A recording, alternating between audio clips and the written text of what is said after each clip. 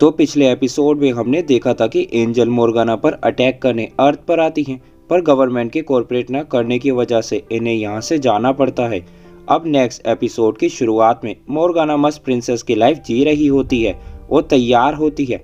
आगे शाओ बताता है कि एंजल के जाने के बाद मेरे विंग्स भी चले गए और यहाँ तक कि एक एंजल आई जिसका नाम था एंजल यान, जो कि मुझे एक मिशन पर ले जाना चाहती थी, जो कोई विलेज, सिटी या कंट्री नहीं बल्कि दूसरा प्लेनेट था, जहाँ हमारा मिशन था कुछ इविल्स को मारना। और ये सभी स्पेसशिप में बैठकर यहाँ से निकल जाते हैं। ये उसी प्लेनेट पर आते हैं जिसका नेम है फ्रीजा। शाओ बताता है कि इस प्लेनेट के लोग आज भी मेले वेपन्स यूज करते हैं, पर कुछ एशियंट इविल्स ने इनके होमलैंड बर्बाद कर दिए, मतलब इनके घर, और ये आगे बढ़ते रहते हैं। जिसके बाद हम ताओताई सोल्जर को देखते हैं जिन्होंने मोर्गाना के साथ हाथ मिला लिया था ताकि ये ब्लैक ट्रूप को हरा दे।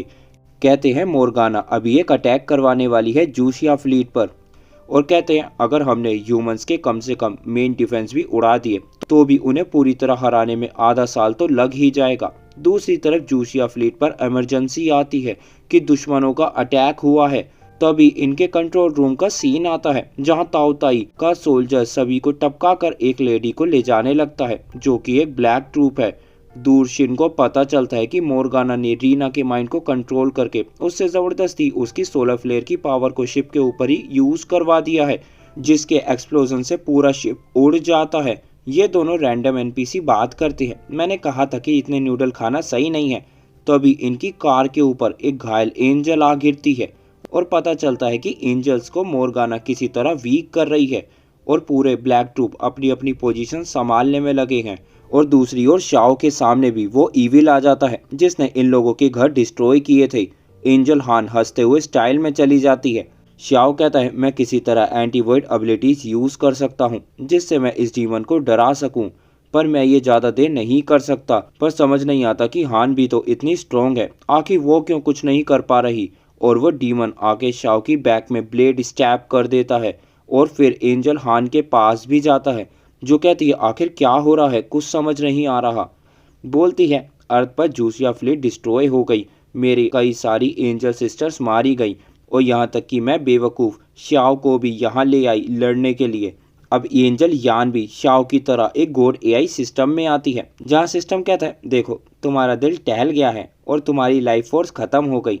तो अब एंजल यान कहती है मैं अपनी बची लास्ट एनर्जी से शाओ के विंग्स वापस करवाना चाहती हूँ और उसे वापस अर्थ पर भेजना चाहती हूँ। और ऐसा ही होता है, शाओ वापस अर्थ पर आ जाता है। बोलता है उस मिशन के बाद एंजल यान का कुछ पता नहीं चलता। सिटी पर अटैक हुआ मेरी गैर हाजिरी में और पता नहीं कब मैं अपने सभी साथियों को देख पाऊंगा।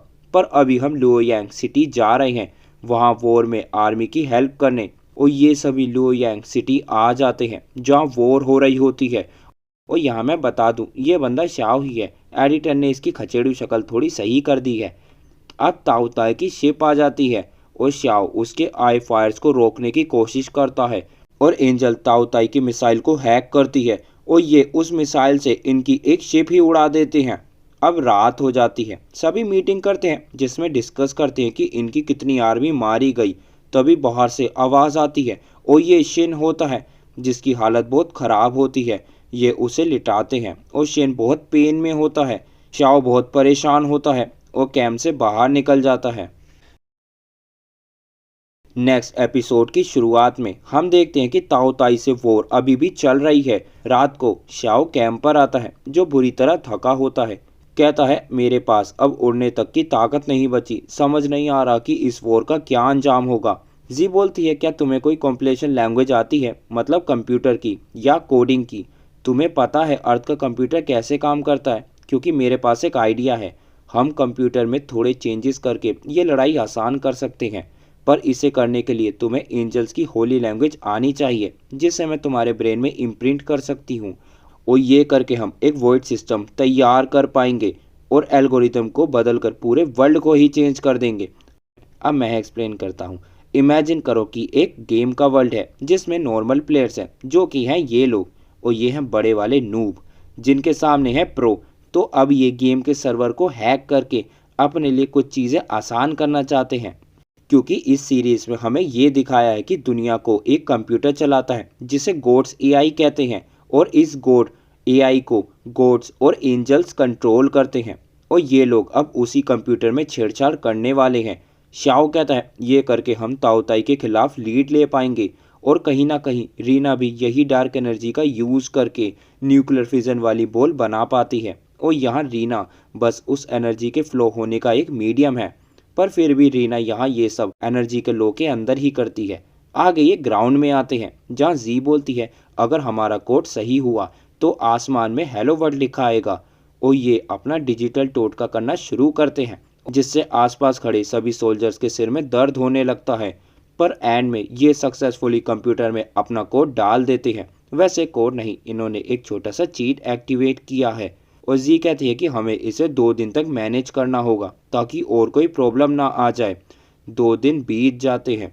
श्याओ कहता है 2 दिन के बाद हमने ये प्रोग्राम बनाया है, मतलब प्रोग्राम वाली कैप्सूल बनाई है। शेन कहता है क्या हम और नहीं बना सकते? जी बताती है बन तो जाएगी, पर हम में से किसी के पास श्याओ की तरह एंटीवाइड एबिलिटीज नहीं है, और तुमने फिर भी इसे खाया तो तुम्हारा शरीर ब्लास्ट हो जाएगा। श्याओ कहता है पर तुम्हारा क्या? बोलती है मैं एंजल हूँ, और अगर केशा को पता चला कि मैंने कंप्यूटर में कोई लफड़ा किया है तो वो मुझे नहीं छोड़ेंगे। शाओ कहता है पर गोड केशा तो टपक गए ना। जी बताती है वो मेरे दिल में जिंदा है। शाओ कहता है तो ये खा के मैं गोड बन जाऊंगा जो दुनिया को बचाएगा। और शाओ कैप्सूल को खा लेता है, जिसके बाद उसके पेट में बहुत दर्द होता है, पर सुबह तक सारा दर्द ठीक हो जाता है। अब जी कहती है लड़ाई के दौरान ताओताई आर्मी हमारे सिग्नल जाम करती है जिससे हम एक दूसरे से बात नहीं कर पाते, और शाओ अपनी पावर से सिस्टम बनाता है जिससे सभी बिना किसी डिवाइस के शाओ की आवाज़ सुन पाते हैं। शिन कहता है अगर इतना सब कर सकते हैं और इतना सब किया है तो हम ह्यूमन की बॉडी को ही पावरफुल क्यों नहीं बना देते। जी बोलती है ये करना एंजल्स के रूल्स के खिलाफ है। सोल्जर्स की ट्रेनिंग शुरू होती है न्यू पावरफुल वेपन्स को चलाने की, और यहाँ शाओ अपनी पावर से वेपन्स को बनाता है, और सोल्जर्स को कहता है कि ये ब्लूप्रिंट की हेल्प से इन वेपन्स की मास प्रोडक्शन चालू करवा दो। शाओ इन सोल्जर्स को कहता है हमारा टारगेट है लुओयांग सिटी जहां हमारे दुश्मन हैं, और तुरंत लुओयांग सिटी को बचाने चले जाते हैं, जहां हमारा ये एपिसोड एंड हो जाता है। और अगर किसी ने पुराने एपिसोड नहीं देखे तो मैंने इनके प्लेलिस्ट की लिंक डिस्क्रिप्शन में दे दी है।